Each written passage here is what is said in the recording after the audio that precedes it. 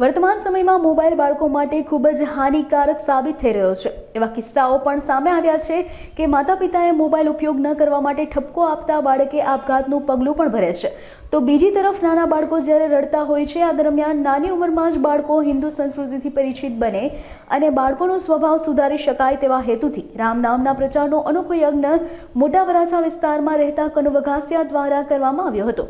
Kanu Vaghasiya moon garden ખાતે સાંજે 5 વાગ્યાથી રાત્રે 11 વાગ્યા સુધી બાળકો તેમજ લોકોને રામ નામના જાપ કરાવી અને રામ નામ લખાવી રહ્યા છે।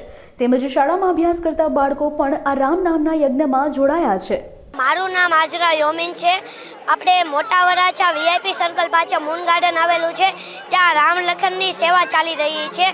તો અમારો કરવા પાછળનો મુખ્ય ઉદ્દેશ્ય તો એ જ છે કે અહીંયા છે ને નાના બાળકોને અમે સાવજ ફ્રીમાં ગાડીમાં બેસાડીએ છીએ અને તે નાના બાળકોને ગાડીમાં બેસાડીએ છીએ, પછી તે લોકો રામ રામ લખે છે। તો બધાના મનમાં એવો વિચાર આવતો હશે કે આ બાળકોને ગાડીમાં બેસાડે છે। ના, અમારો મુખ્ય ઉદ્દેશ્ય તો એ છે કે જાણે અમે બાળકોને અત્યારે જોઈએ છીએ તો તે બાળકો મોબાઈલમાં પડ્યા રહે છે। નાના બાળકો રડતા હોય તો મોબાઈલ આપીએ તો શાંત થઈ જાય, જમતા ન હોય મોબાઈલ આપીએ તો જમવા માંડે, તે અમે જોઈ શકતા નથી। એટલે અમારો વિચાર એવો છે કે અમે આખી વિશ્વને અમારા પરિવાર સમાન માનીએ છીએ। એટલે અમે એવું વિચાર્યું કે નાના બાળકો તથા યુવાનીના લોકો બધાને અમે ભગવાનના નામ તરફ એટલે આપણી સંસ્કૃતિ તરફ વાળીએ। એટલે અમે અહીંયા રામલેખનની બુકની સેવા શરૂ કરી અને સાથે નાના બાળકોને ગાડીમાં બેસાડવાનું શરૂ કર્યું। તો શું થાય, નાના બાળકો ગાડીમાં બેસવા આવે, ગાડીમાં બેસે અને ઉતરીને થોડુંક ભગવાનનું નામ લખે અને તે લોકોને બુક ઘરે લખવા લઈ જાય તો ઘરે પણ લઈ જાય। ઘણાના મમ્મી પપ્પા તો ના પાડતા હોય કે બધા બુક નથી લેવી, પણ તેનો બાળક પરાને બુક લે છે, તે અમારા માટે ખૂબ જ સારું છે। અને બાળક સામેથી ભગવાનનું નામ જપે તો તેને આપણે ભગવાનનું નામ તો જપવા જ દેવું જોઈએ, એટલે તે બુક લઈ જાય છે। અને જ્યારે તે બુક દેવા પાછા આવે છે તો તેના મમ્મી પપ્પા અમને કહેતા હોય છે કે અમારું બાળક જ્યારે મોબાઈલ રમતું હતું, ટીવી જોતું હતું, તે સમયમાં ભગવાનનું નામ લખવા માંડ્યું। તો તમે ચિંતન કરો કે શું ભગવાનનું નામ લખવું સારું નથી? સારું જ છે ને, ખૂબ જ સારું છે। માટે જ અમે આ ઉદ્દેશ્ય સાથે આવ્યા છીએ।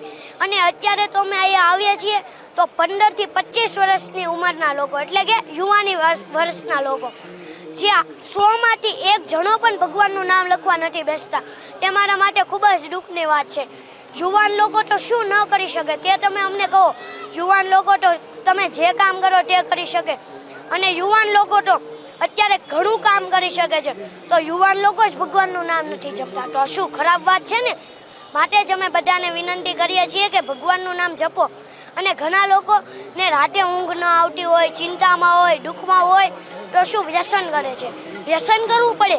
આના માટે તો મારી એટલી જ વિનંતી છે કે થોડુંક ભગવાનનું નામ જપો, તમારી ચિંતા આવતી હશે તે પણ દૂર થઈ જશે, દુઃખ પણ દૂર થઈ જશે અને રાતે નીંદર નહીં આવતી હોય તે પણ દૂર થઈ જશે। તો મારે એટલી જ વિનંતી છે કે જો તમે થોડુંક ભગવાનનું નામ જપ આખા દિવસમાં ન કરી શકો તો રાતે પણ થોડુંક ભગવાનનું નામ તમે સૂતા સમયે જપી શકો છો। મારે એટલું જ કહેવું હતું। Thank you.